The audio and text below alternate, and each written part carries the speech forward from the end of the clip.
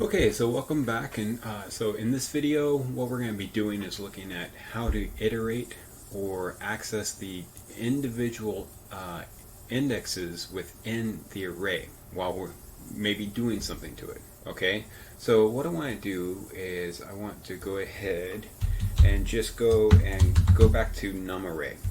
Okay, so we have this num array and we're going to have values 1 through 7. Okay, and we're going to look at, so it was fairly trivial and easy for me, and took almost no time for me to just create this array and put the values in myself. Okay, but what if we wanted to put these, what if we had 1,000,000 values and we wanted to count to 1,000,000 by 1, all right, and we wanted to put them in an array, or let's just say 1,000. Okay, well, we could use a loop for that, and basically what a loop does is it keeps on going until the end condition is met. Okay, so let's look at what that looks like. So the very first loop that you're going to be introduced to in JavaScript is the for loop. And so the for loop, there are 3 parts. Actually, there are more parts, but there are 3 parts to how you declare a for loop. Okay, so the first part is let I equal 0. Okay, so this is our iteration index. All right, so this is the number that we're going to keep up with as we are going through our loop. And this second statement, so, is going to be, well, I is less than num array dot length. Okay, and then what do we want to do? Well, we want to say I plus plus. Now, I may not have told you about I plus plus yet, but basically I plus plus is the same as saying I is equal to I plus 1. Alright, so they're the same thing. So basically, when this runs, it adds 1 to I. Alright? And so, in this loop, I starts at 0. It's going to run through. And when it gets to, it actually checks this first. It says, well, is I less than num array.length? And the length of num array here is actually what? Well, it's 1, 2, 3, 4, 5, 6, 7. And so it is 7 long. All right? And so that's the length. So while I is less than the length, we're going to run whatever code we put in these curly braces here, the body of the for loop. Okay? And so what I want to do is I want to define a variable. And I'm going to say let sum equals 0. And what I want to do is I want to add to sum each value within my array. So what I'm going to do is I'm going to say sum is equal to sum plus my num array at I. Okay? And then at the very end, I'm going to say console log dot at sum. So this is going to spit out sum at the end of it. Okay? And so let's explain what happens. So at I equals 0 and I is less than the length, so we're going to do this. We're going to say sum 0 or sum is equal to 0 plus num array at I. Num array at 0 is equal to 1. So it's going to say 0 plus 1, sum is equal to 1. And so sum becomes 1. And then we add 1 to I. And so I now becomes 1.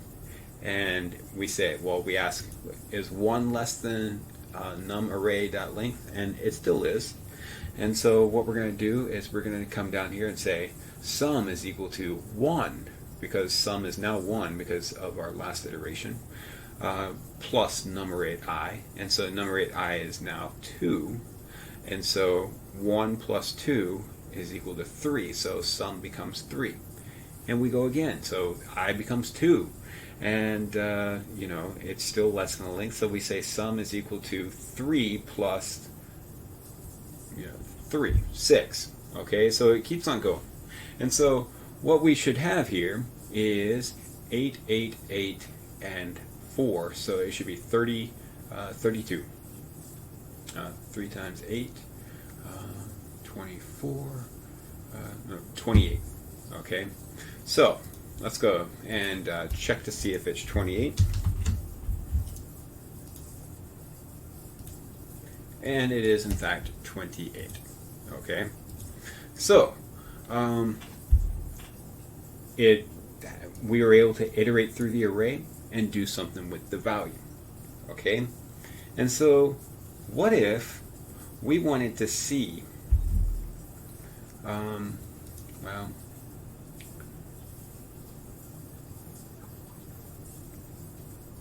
we'll leave that one at that, like that for now. Now, you do not have to start at 0. We could start this off at 2. Alright, so let's start it off at 2 and see what happens. Well, I guarantee you that our sum is going to be different. And now our sum is 25. Okay, so a lot of my students, when I teach for loops, and we're always starting off at 0, they're unaware that we can actually change where we start off. Okay, and there's also some things we can do here. We can change how long we want it to go. Okay, so we could say length minus 1. Okay, so 1 less than the length. And so we would actually never get to this last index. Or we could do this. We could say I plus equals 2. All right. And so let's take this back to 0. Let's take this off. But let's do this I plus equals 2.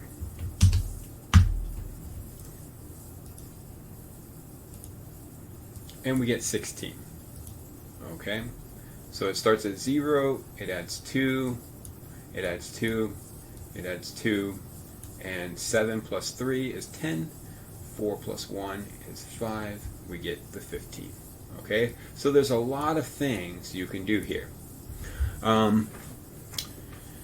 Another loop that we might want to use is a while loop. Okay, so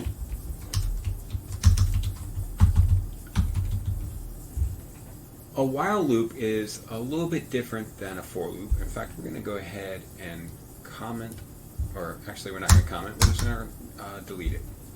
And so while, so we're going to say sum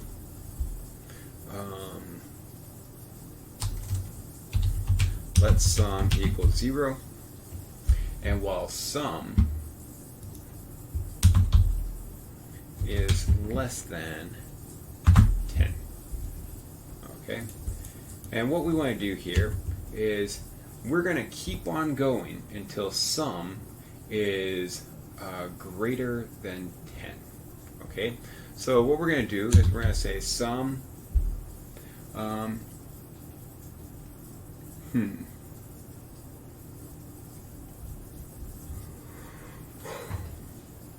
Okay, so we could just add to it. Alright, so we're going to add to it, and we're going to get to some number and stop. Okay, so let's look at what that looks like. We get to 10. Okay, so what this is saying is that while sum is less than 10, we want this to keep on going. So at sum equals 9, we saw that 9 is less than 10, and then we added that 1 extra, and then it became 10, and it came back up here, and it said, well, is 10 less than 10? No, they're the same, so we exit this loop. Okay? Another thing we could do is while true. Now, you don't really want to run this code because it will not stop, because this true boolean right here always evaluates the true, so this will always run. But one way you can get out of this is by using a break statement within the loop. Okay, so we could say if sum is greater than 1,000,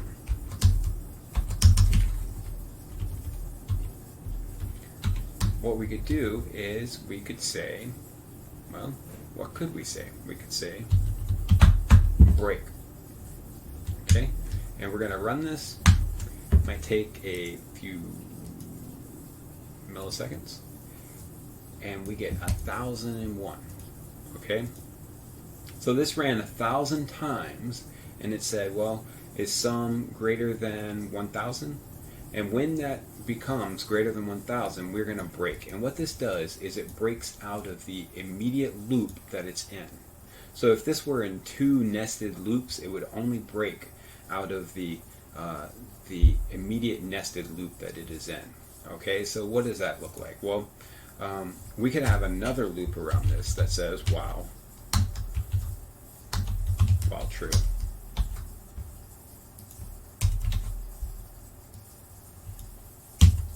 Okay, and so we have this loop running inside this loop, and so what happens is this is going to get to 1,000, and it's going to break, but it's going to break back to here. Okay, and this is going to just keep on running. Okay, it would have no effect because this will go right back into this loop and come down here, break out of it, and so forth and so on. So, in fact, it'll just this will always evaluate to false, and so whenever it gets out there, it goes back in here, breaks immediately, and keeps on going through this ridiculous loop. Okay, it is an endless loop, and so you would probably error out, or your window will lag a whole lot, and then you'll get bored and want to quit. Okay, so I would not advise running this. What we could do is we could give this a label, and so we could say this is start of loop. Okay, and in fact, I might want to do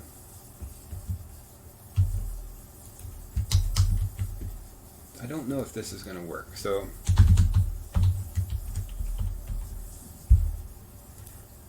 this should break to where this label is, but I think the label has to precede it. But let's look.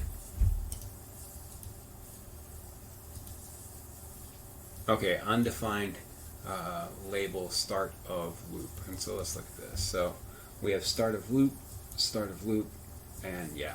Okay, so what if we came up here and put start of loop right there?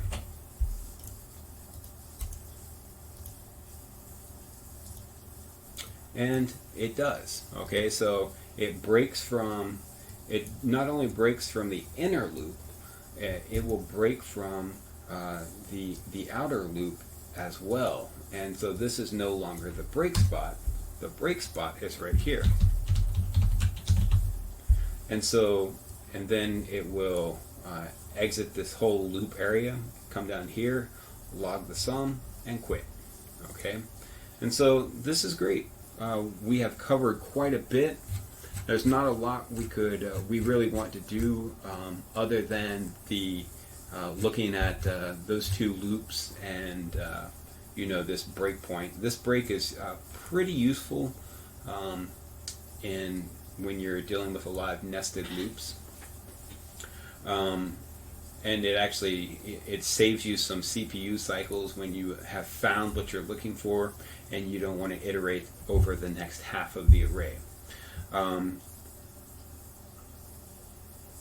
So I think we're done there, and I'm really excited to get to the next video. I don't know where the next video is right now. I don't know what we're going to be looking at, but it could be objects at this point. That would be a natural progression here.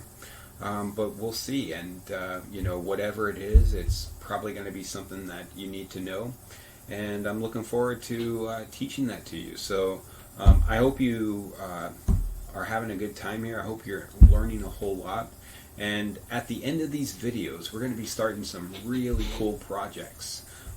Lots of visual projects. We'll be looking at the canvas inside JavaScript, and we'll be looking at how to make games within that canvas. And to make games, you have to learn all these foundational concepts. And so I'm really excited to go through this course with you, and I hope you are too. So until next time.